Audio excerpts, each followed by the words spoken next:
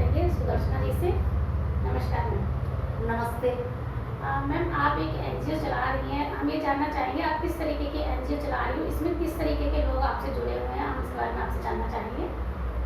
मेरे पास जो लोग जुड़े हुए हैं वो बिल्कुल निस्सहाय हैं, जो रोडों पे पड़े रहते हैं, जिनके बच्चे आजकल अपने पेरेंट्सों का ध्यान नहीं देते हैं। ऐसे लोगों को, हम निराश्रित लोगों को अपने पास रखते हैं। जाहिर सी बात है, अगर घर में अगर एक मेंबर बढ़ता है तो उसकी व्यवस्था करने के लिए हमें बहुत ही ज़्यादा मेहनत करनी पड़ती है। आप तो कितना अच्छा कार्य कर रही हैं, तो वाकई में काबिल तारीफ है। तो आप इन लोगों की व्यवस्था किस तरीके से अपने इन लोगों के लिए करती हैं? देखो, इनका जो करने का हम लोगों का जो तरीका है, मैं सबसे पहले तो मैं ईश्वर को साक्षी मान के करती हूँ। मैं करने वाली कोई नहीं हूँ, ईश्वर करता है, समाज के लोग करते हैं। तो इनकी हर चीज़ का ध्यान अगर हम ईश्वर की कृपा पे छोड़ देंगे तो मुझे लगता है कि ईश्वर कहीं ना कहीं से कुछ ना कुछ तो व्यवस्था इनकी होती है। मैम, आपने ये एनजीओ चलाने के लिए आपके सामने किस तरीके का स्ट्रगल आपने किया? जैसे मैरिज है कि आपके हस्बैंड ने कभी नहीं सोचा हो कि नहीं आप इस समय कैसे आप टाइम दे रहे हैं, कि आप कैसे मैनेज कर पाते हैं गृहस्थी को और इन लोगों के लिए अपना टाइम कैसे निकाल पाते हैं? देखो, ये तो मन में एक सोच हो और एक सपना हो और एक सेवा भाव में हो तो वो सब चीज़ें मैनेज हो जाती हैं। स्ट्रगल तो होता है, घर से तो बहुत परेशानियां होती हैं और आई भी हैं मेरे आगे, ऐसा नहीं है नहीं आई हैं, लेकिन धीरे धीरे सब लोग समझने लगते हैं। स्ट्रगल तो बहुत बड़ा स्ट्रगल होता है, शायद उस स्ट्रगल को मैं बताने लगूँ तो एक पूरी फिल्म बन जाएगी।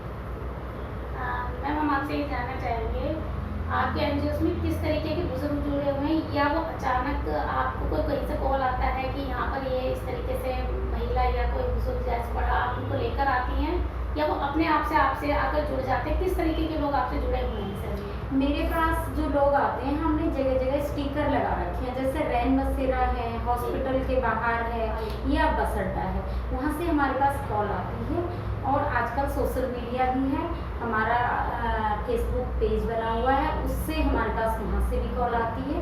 एक चैनल भी बना हुआ है, वहाँ से भी कॉल आती हैं। तो हम रेस्क्यू करने जाते हैं, जिसकी जो कंडीशन होती है, कोई सीरियस होता है तो उसको हॉस्पिटल ले जाते हैं, और जो ठीक होता है वो सेवा करने लायक होता है तो उसकी हम सेवा। एक बुजुर्ग मुल्ला जी हैं हमारे पास, वो हमारे पास आए थे, उनके बेटे ने बोला कि मकान बेच दो पापा, दिल्ली सीमापुरी रहेंगे हम।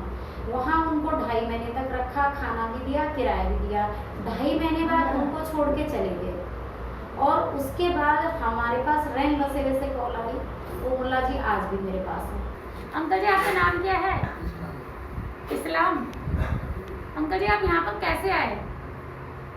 यहाँ आश्रम में आप कैसे पहुँचे यहाँ पर? ऐसे आए। जोर से बोलिए, जोर से कहेंगे हमारे दर्शक, जोर से बोलिए। हाँ, तो हम ऐसे आए, हमारा एक बालक है और 2 लड़की हैं, सब अपने परिवार वाले हो गए। उसने घर भेज दिया। लड़के ने घर भेज दिया आपका? भेज दिया। अच्छा है जी। जी। अच्छा, ये दूसरी बात क्या है, मुझे यहाँ ये जगह ले आया कि मैं इसमें रहूँगा ना। जो परेशानी उसे घर में थी वही उसने यहाँ भी करी। मतलब आपको परेशान करता था वो? हाँ, मुझे छोड़ दिया वहाँ, न तो किराया दिया, फिर मैं यहाँ 1 महीने रहा, तो मैं घर में कहाँ से दूँगा?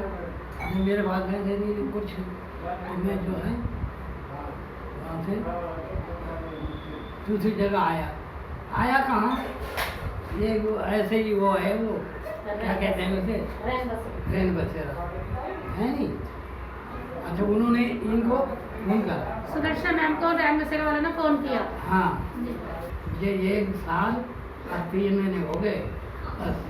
कैसा लग रहा है अंकल जी आपको यहाँ पर? ध्यान रखती है मैम आपका? सारे लोग मतलब कैसे हैं यहाँ पे, कोई आपस बहुत, में? मैं तो बहुत बताता रहूँगा आपको, घर से अच्छा लगता है। मैम, हम आपसे ये जानना चाहेंगे, कुछ लोग सड़कों पे पड़े हुए मिलते हैं, असहाय होते हैं कि वो अपने आप चलकर नहीं आ पाते हैं, कि अपने लिए कोई सहारा ढूंढे, तो उस स्थिति में आप किस तरीके से उन लोगों को ढूंढकर उनकी सेवा करती हैं? क्या कोई ऐसी महिला या पुरुष आपको मिले हैं? बिल्कुल मैम, ऐसी महिला भी मिली है, पुरुष भी मिले हैं मुझे। मेरे पास बहुत जो दर्दनाक घटना है एक, वो है जो राम प्यारी जी की है। वो मुझे इस कंडीशन में मिली थी मैम कि उसकी बॉडी में प्लास्टर की तरह सीमेंट जमा हुआ था। वो जुलाई के महीने में नीचे फर्श पे लेटी हुई थी और उसके शरीर पे कपड़ा न होने के कारण किसी ने उसको सीमेंट का कट्टा जिसमें से सीमेंट हटा दिया जाता है वो उसके ऊपर डाला और उसके कारण पसीने से उसकी बॉडी में पूरा प्लास्टर की तरह सीमेंट जम गया। जब मैं वहाँ से उसको उठा के लाई तो वो एक जैसे कहते हैं बेहोश स्थिति में थी। हॉस्पिटल में उसको ग्लूकोज चढ़ाया 4 बोतल, तो डॉक्टर ने बताया होश तो आ गया, बीमारी कुछ नहीं है, आप इसको घर ले जाइए और इसकी सेवा करें। जब आप इसकी सेवा करेंगे तो आप ये सोच के आप सेवा करेंगे कि 10 से 15 दिन इसको लूज मोशन जरूर होंगे। तो ऐसी कंडीशन में मैं लाई, जब हॉस्पिटल से मैं घर लाई इसे, तो मेरे दिमाग में तब ये बात नहीं आई कि मैं ये भी जानूँ कि इसका सीमेंट बॉडी से मैंने ध्यान भी नहीं दिया इतना ज़्यादा। और जब मैं घर लाई और मैंने इसका बॉडी से सीमेंट मैं निकाल रही थी तो ऐसे करके मैंने निकाला तो ब्लड आ गया, खून आ गया इसकी बॉडी से, यहाँ से भी खून निकल गया, यहाँ से भी खून निकल गया। तो बहुत बुरी कंडीशन हुई। बस मैंने तो प्रभु को याद करके ये देखा कि कितनी बड़ी हमारी समाज की ये विडंबना है कि आज देखो ये महिला कौन सी कंडीशन में पड़ी हुई है। मेरे को बहुत इस महिला को देख के रोना आया। फिर मैंने प्रभु से एक विनती की कि हे प्रभु कैसे हटाऊं मैं इसका सीमेंट। फिर मेरे को जब रो के मेरा मन हल्का हो गया तब मेरा समझ में आया। मैंने एक कटोरी में सरसों का तेल लिया, इसकी पूरी बॉडी पे लगाया, 20 मिनट छोड़ा, तब इसकी बॉडी से सीमेंट ऐसे ऐसे निकाला तो 1.25 kg सीमेंट इसकी बॉडी से निकला। उसके बाद इसको नहलाया, मुंह से कुछ हम देने लग गए तो तुरंत इसको लूज मोशन शुरू हो गए। मैं 6 दिन तक इसके 6 बेडशीट एक दिन में लगती थी। 5-6 दिन के बाद मुझे लोगों ने डायपर देने शुरू करे तो 10 से 15 डायपर इसके लगे। उसके बाद ये 13 दिन बाद इसके लूज मोशन बंद हो गए थे। और एक नई चीज़ का हमें 13 दिन बाद मुझे पता लगा कि जब ये महिला उठ के बाथरूम के लिए, टॉयलेट के लिए जाने लगी तो ये ऐसे पकड़ के जाने लगी। तो मैंने बोला कि राम प्यारी आपसे चला नहीं जा रहा है क्या? इनका नाम राम प्यारी ने खुद बताया। तो कहने लगी कि नहीं मम्मी, आपको नहीं पता कि मैं अंधी हूँ, मैं देख नहीं पाती हूँ और मेरे साथ मेरे हस्बैंड ने गलत लोगों को बुला के मेरी आँखों पे और हड्डियों पे मारा, हड्डियाँ तोड़ दी, आँखें तोड़ दी। ऐसी कंडीशन थी मैम। इसकी दोनों आँखों के पर्दे इसके फटे हुए थे, लेकिन आज ऊपर वाले की कृपा से इसकी एक आँख का ऑपरेशन हमने करा दिया है अश्वनी जी के सहयोग से, और दूसरी आँख का ऑपरेशन अब इसका होने वाला है। मैम ये अब आपने बताया कि आंखों से नहीं देख सकती थी जिस तरीके से उनकी कंडीशन बताई गई है, लेकिन मैं अब ये एक आपसे देख पाई कि कुछ अपना कार्य खुद कर पा रही है या अभी डिपेंड है? नहीं, डिपेंड नहीं है ये, तब भी डिपेंड इतनी मतलब नहा खुद लेती है, अपने कपड़े खंगाल लेती है, अपनी थाली धो लेती है, खाना खुद खा लेती है। तो मैम ये जानना चाहेंगे कि यहाँ जब बुजुर्ग आते हैं उसमें कुछ ऐसे भी होते हैं कि अपने आप से कुछ कार्य नहीं कर सकते, हाथ से थोड़े से विकलांग होते हैं, क्या इस तरीके की आपकी इस NGOs में लोग? बिल्कुल। एक किरण है, किरण नाम है उनका, वो 25 साल से पैरालाइज है, वो व्हील चेयर पे हैं। तो वो इतनी बुरी कंडीशन में है और उनको हम लेके आए हैं वहाँ से, तो अब उनके अंदर सुधार भी है और उनकी सेवा भी हो रही है, लेकिन वो व्हील चेयर पे हैं। सब लोग मिलके हम खुद उनकी सेवा करते हैं। किस तरीके से आपको के साथ किस तरीके का आपने स्टाफ रखा हुआ है? क्योंकि आप अकेले तो ये पॉसिबल नहीं है इतने लोगों की व्यवस्था आप अकेले करें, तो क्या स्टाफ भी आपके साथ पूरा सहयोग करता है? स्टाफ आपने रखा हुआ है? बिल्कुल, मेरे पास 24 घंटे का स्टाफ है, कुक है, क्लीनिंग स्टाफ है, बाहर देखने वाला है। लेकिन अभी जो है कि हमारे पास इतने संसाधन नहीं है कि इतने लोगों का हम सैलरी निकाल पाए। किराए की बिल्डिंग है, किस तरीके से स्ट्रगल करना पड़ता है, लोग जुड़े ना जुड़े, किसी का मन है सेवा भाव में कुछ डोनेशन करने का तो कर देंगे, नहीं मन है तो नहीं कर पाएंगे। हाँ भैया, आपका नाम? मेरा नाम अशोक कुमार है। हाँ भैया, आप इस NGO में कब से जुड़े हुए हैं? मैं 24 जून को 2019 को इसकी शुरुआत हुई थी, तभी से फर्स्ट से मैं यहाँ से जुड़ा हूँ। तो आप वैशाली के ही रहने वाले हैं भैया? नहीं, मैं जिला बुलंदशहर से। हाँ भैया, मैं देख रही हूँ आप यंग है, इस उम्र में इस तरीके के NGO के साथ काम करना, उनको अपनी सेवाएं देना, ये बहुत ही कम लोगों में दिखता है। आपको ऐसी प्रेरणा कहाँ से मिली कि नहीं मुझे इस NGO में बुजुर्गों के लिए कार्य करना है? ये कहाँ से आपके दिल में प्रेरणा जागी? देखिए, हर किसी को प्रेरणा, सबसे पहली प्रेरणा अपने माता पिता से ही मिलती है। जी बिल्कुल। तो मेरे को भी मेरे माता पिता ने ये सिखाया है कि ये जितना भी इंसान दूसरे के लिए कुछ करे तो ये बहुत बड़ी बात होती है। जॉब मैं कहीं भी कर सकता हूँ, मुझे जॉब कहीं मिल जाएगी क्योंकि अभी यंग हूँ और मुझे ठीक ठाक पैसे ही मिल जाएंगे। लेकिन मैं ये विश्वास करता हूँ कि अगर 4 पैसे के साथ साथ अगर मैं सेवा कर सकूँ लोगों की तो ये मेरे लिए बड़ी बात है। आश्रम में कितने लोग हैं आपके पास? मेरे पास इस टाइम 12 लोग, कितनी महिला और कितने पुरुष? 9 जेंट्स हैं और 3 महिलाएं हैं। तो उनके खाने पीने की व्यवस्था में किस तरीके से आप उसको हैंडल करती हैं? बस मेरा दिनचर्या होता है कि सुबह मॉर्निंग में मैं यहाँ आती हूँ 10 बजे, नाश्ता ये पहले कर चुके होते हैं और जो लंच होता है वो मेरे सामने होता है। 11 बजे इनको फ्रूट्स वगैरह दिए जाते हैं, मैं अपने हाथ से देती हूँ। और शाम को 4 बजे स्नैक्स होता है, इनका चाय और स्नैक्स होता है। और शाम को 8 बजे ये खाना खा लेते हैं, तो 8:30 बजे मैं यहाँ से जाती हूँ। हम देख पा रहे हैं सुदर्शना मैम ने कितनी अच्छी व्यवस्था खाने की हुई है, इतने साफ सुथरे तरीके से खाना यहाँ बनाया जा रहा है और इन सबको खिलाया जा रहा है। तो ये दोपहर का खाना है जो ये सब खा रहे हैं। सुदर्शना मैम, ये देखकर मुझे इतनी खुशी मिली कि आप किस तरीके से इनकी खाने पीने की व्यवस्था को इतने अच्छे से बनाए हुए हैं। तो ये काम करने के लिए मैं कुछ ना कुछ कहते हैं ना कि पीछे से प्रेरणा जिसे कहते हैं, तो वो प्रेरणा आपको कैसे मिली और कि आपको यही वाला NGO वाला काम करना है? कुछ प्रेरणा आपको कहीं से मिली है? मैम, इसमें मैंने कहा कि मेरी माँ का हाथ है, मैं उत्तराखंड की रहने वाली हूँ। और ये कह सकते हैं कि मम्मी से आपको प्रेरणा मिली? मम्मी से प्रेरणा मिली।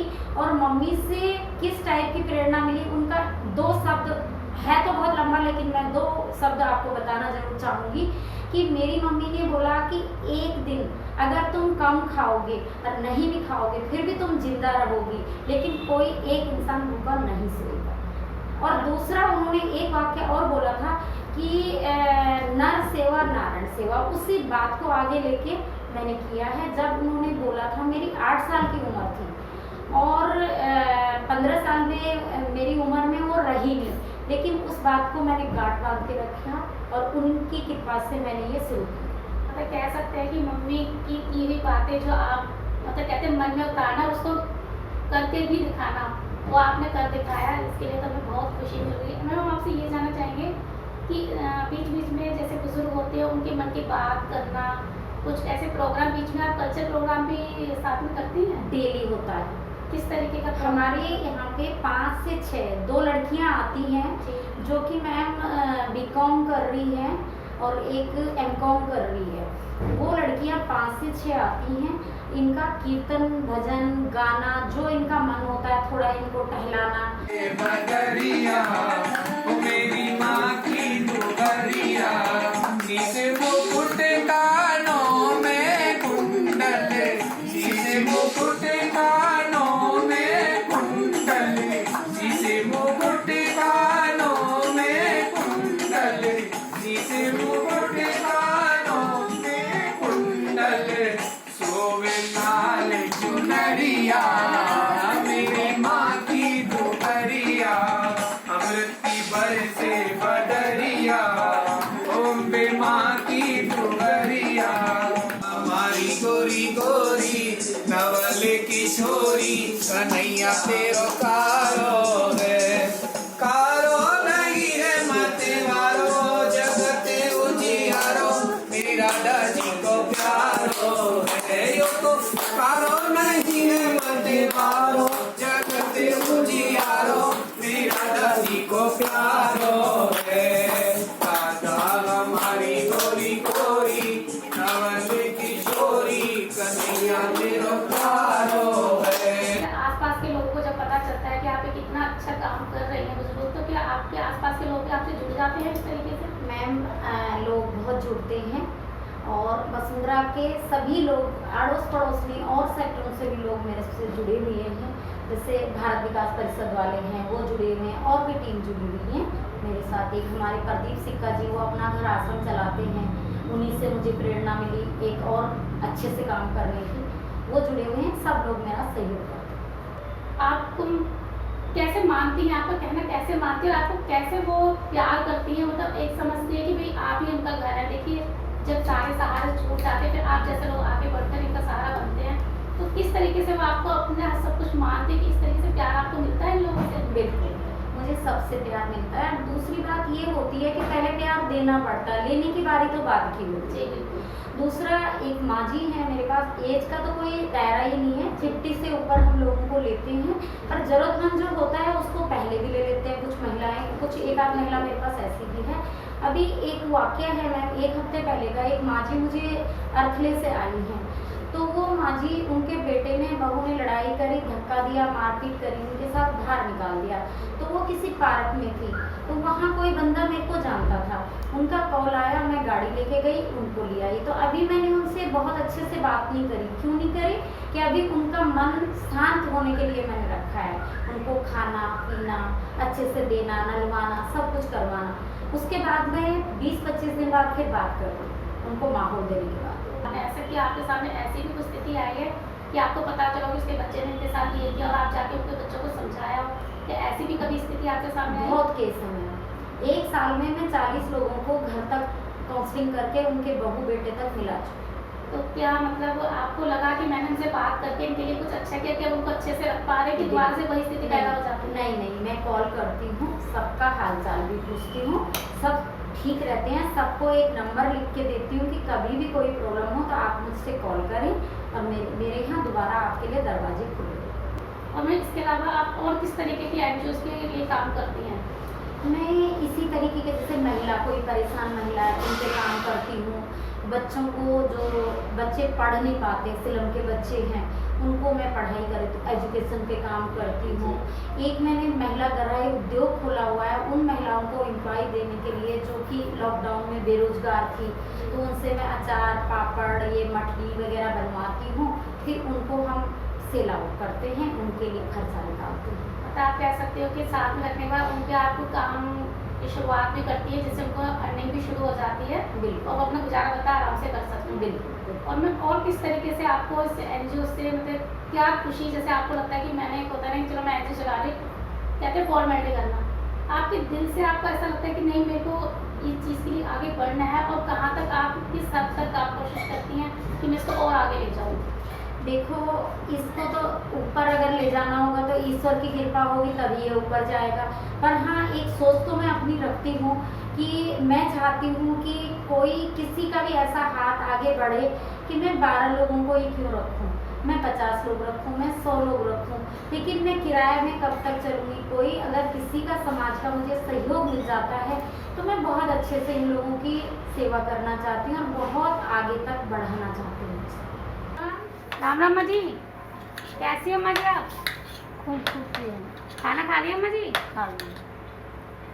खाने में क्या सब ठीक अम्मा जी, सब कुछ अच्छा लगता है आपको यहाँ पर? कोई परेशानी तो नहीं है? सुदर्शना मैम कैसी हैं? सुदर्शना मैम अच्छे से ध्यान रखती हैं आपका? चलिए अम्मा जी। नमस्ते अम्मा जी, कैसी हैं आप? बढ़िया सब खाना हो गया आपका? हो गया। क्या क्या खाया आपने? क्या क्या खाया? दाल चावल सब्जी। अच्छा, पेट भर गया अच्छे से? और गया ना? कैसा लगता है आपको यहाँ पर? बहुत बढ़िया लगता है। किसी चीज़ की कोई दिक्कत तो नहीं होती? नहीं, कोई चीज़ की दिक्कत नहीं। दिक्कत देते नहीं तो होता है। दिक्कत देते नहीं तो कहाँ से दिक्कत देते नहीं ना। सुदर्शन मैम बहुत अच्छी हैं, हाँ, आप लोग खुश रहिए। हाँ। देखिए, खुश रहेंगे तो आप आगे अच्छे से जीवन बिता पाएंगे ना। जो चीज़ है वो तो देखो है ही, आप अच्छे से रहिए, कोई परेशानी है तो सुदर्शन मैम है ही। अच्छा से तो हम रह ही रहे हैं। जी जी जी बिल्कुल, बहुत खुशी मिली आपसे मिलकर। और भैया आपका नाम? मेरा नाम कर्ण। अच्छा, खाना हो गया आपका? आप कब से हैं यहाँ पर? मुझे तो भी 1 महीने से। कहाँ से आया? मैं से रहने वाला, तो मैं गुजरात में रहता हूँ, अभी दिल्ली आया हूँ। लॉकडाउन में सारी परेशानी पड़ गई, फिर यहाँ का पता चला तो यहाँ पे आप अपने आप यहाँ पर आए? कोई यहाँ परेशानी, कोई दिक्कत तो नहीं है आपको? नहीं। सब खुश भैया? चलिए, थैंक यू भैया, ठीक है। नमस्ते भैया।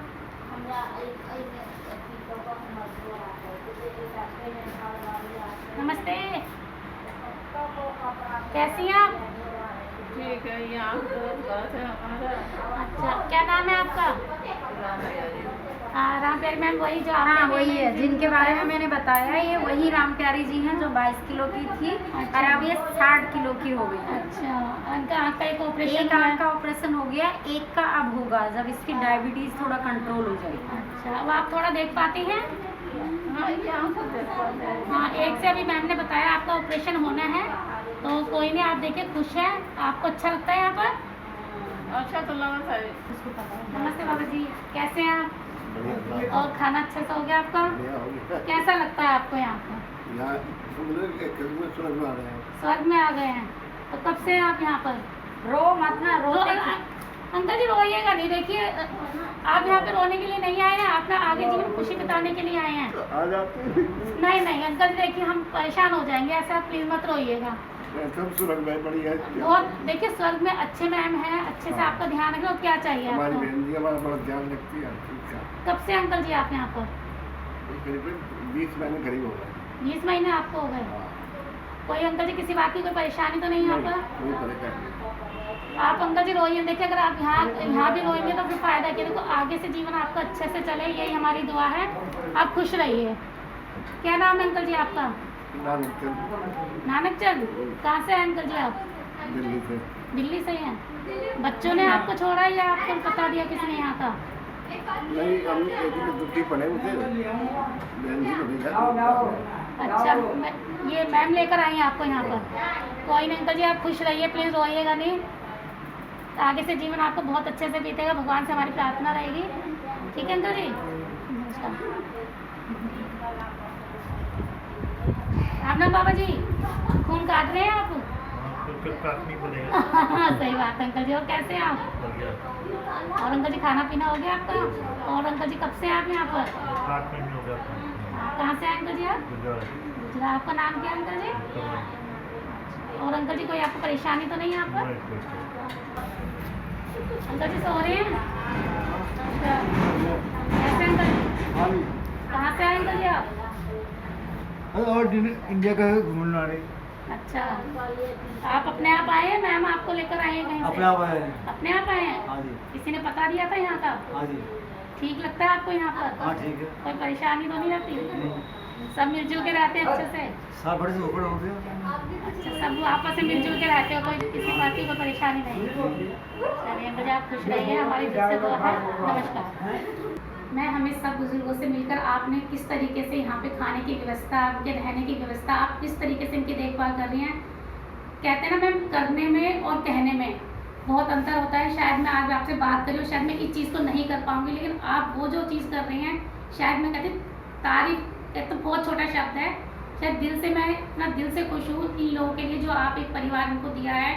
आपका बहुत बहुत धन्यवाद, बहुत बहुत नमस्कार, दिल से सलाम मैम। जय Hind ma'am. Thank you ma'am.